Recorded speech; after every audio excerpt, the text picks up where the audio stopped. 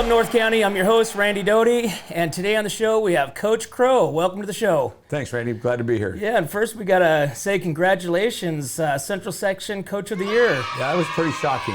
We found out last March. They named the one in March, but they just had the awards ceremony this past Saturday. And I was nominated by the Atascadero coaches. Nice. And they try to, each section gets them, but they try to spread them out so they're not like all from Bakersfield or all from Fresno or all from And so it was really nice. We're over in Hanford. It was a very nice evening, and I feel very humbled. Oh, very cool. Very humbled. You know, it's definitely honored, and to have you as our coach for that, as well. So thank you. So let's recap a little bit here. So we'll go back a little bit. So on the was it the 19th? Yeah, the 19th we went up to King City and scrimmaged in the Jamboree, and we thought we pretty held our own and did really well. Right. Then the next day, on the 20th, we had our auction fundraiser, and that was insane. I mean, we've kind of changed the start of that, and now we have sponsors for it before to help cover all the costs and get some money before we walk in the door, and we were able to get 2 major sponsors. Oh, nice. I mean, major sponsors. And then we covered all our expenses before we even walked in the door.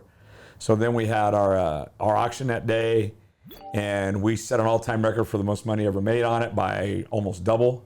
Oh, my goodness. And we needed that with us traveling out of state next year to play, so we needed to get some money up front, so now we can afford to go. It's all covered. Really? So it's already done? Yeah, but the community, as you know, you've lived here longer than I have, this community will step up and, if they see something that's worthwhile, they'll take care of those kids. Oh, absolutely. Look at Friday nights, all the people in the stands. As I was driving up, that's why I was when you saw me out my car, I was talking to the athletic director. They sold, on game day, they sold almost 1,000 tickets. Wow. But that does not include ASB kids that have ASB cars. It does not include the pre-sale boosters tickets. Anybody has booster seats. Wow. Did not include people with passes, and so we figured there was at least 1,500 people there. Oh, wow. The booster snack shack ran out of food. Yeah. They had to run to no tri-tips at halftime. But they ran somewhere to go get some type of food. I don't know where they went to have something to feed. And then our side was packed, and Kalinga brought a nice crowd. And which usually the visitor squad is pretty light. But they're fairly close. They're not that far away, and you tell people are going to the coast. Right. And there was a great crowd. It was a phenomenal atmosphere. The student section was jacked up. We had the music going. It was a lot of fun. I just wish we played better. Yeah. That'd have been a lot.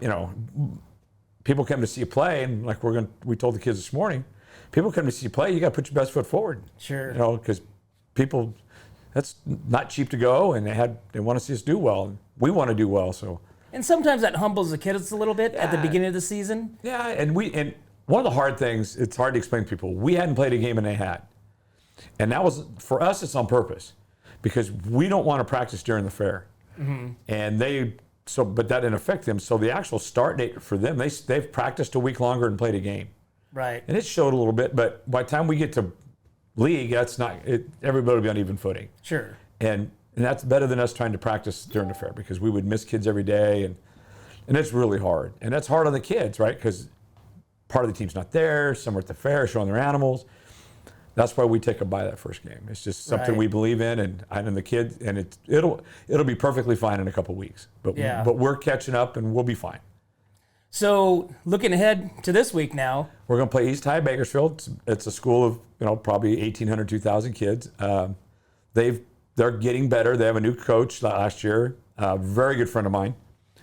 Known him from before I came to Bakersfield, and their offensive coordinator and I had coached together for 8 years at Garces in Bakersfield, and we went to college together.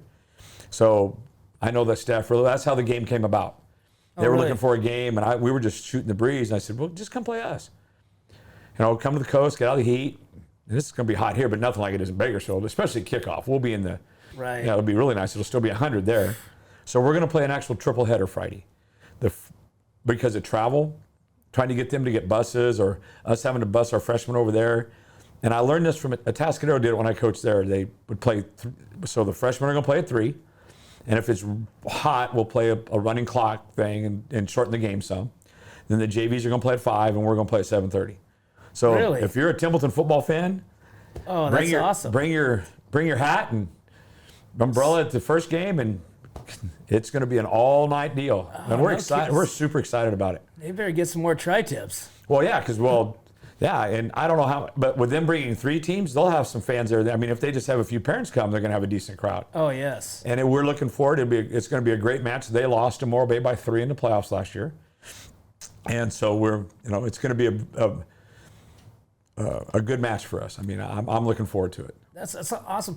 So on the preseason games like that, so you kind of go out there and handpick Right. these? Now since I've been back as head coach, they've allowed me to pick who I want to play Really? in preseason games. Then next week we go to Fireball. We lost a game with the new leaguing and stuff, so we had to find a game, and we had plenty of people wanting to play us because everybody wants to come over here. But we needed an away game because we already had 6 at home, and 7 at home is really rough because in the next year you won't have as many home games. So we try to Right. balance it out a little. And so Fireball was looking for a game, and they graduated like 20 starters, and so we thought it'd be a good match because they were really good last year. They were like 10-2. So then we'll go over to Fireball, and then the next week West Bakersfield comes again, and that's the high school I went to in Bakersfield. And West, our deal with West is as long as we can find a week to play, it matches up in the schedules, they'll come over here. Yeah. They have never asked for us to come back, which is very unusual, very, very unusual. But they go, hey, we have kids that have never seen the ocean. We have kids that have never been out of Bakersfield. And plus, he goes, it's always cooler at kickoff over there than it is here, no matter if it's hot during the day. Get out of the heat. And Derek Dunham, their coach, played there after. He wasn't there when I played there, but we were at our Hall of Fame thing for the school, and we talked about it, and we set it up. Awesome. So that's our preseason, and Cool. then we go into Santa Maria Open League. So what's going to be our key matchup this weekend, this Friday, to win this game? We have to, number one, we have to play smarter on defense. Okay. Because our kids don't lack effort. I mean, we try not to coach effort. We kind of put that back on them. But our kids play hard because we're not very big. You have no choice. Right. But we didn't play very smart last Friday night. And we made some mistakes that are very uncharacteristic of us. Like you and I were talking earlier about turning the ball over. We usually don't turn the ball over 5 times. Right. Snap the ball over his head, fumble in the 5, throw an interception for a touchdown. That is not our normal. And we have to get back to we got to get back to playing. Everybody says it. We got to get back to playing Templeton football. We got to get back to playing smart football. Right. And if we play smart, and as hard as we play, we'll be in there. We have a shot to win every game. Awesome. But it was a little after the game. I think there were some long faces, including the coaching staff. Sure. We got right back into film 8 o'clock for Saturday morning and got back after it and get some things corrected. Getting ready for Friday. And if anybody was at the game last week, you notice our field looks a lot different too.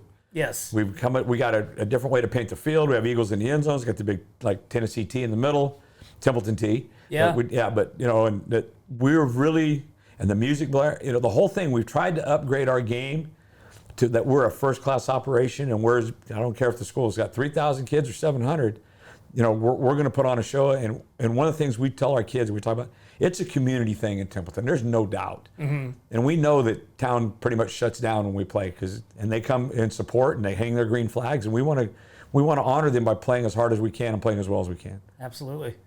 All right, Coach. Well, thanks for coming in. Thank you. Yep. Good luck on Friday. And there you have it, guys. We will see you starting at 3 o'clock Friday for Templeton football.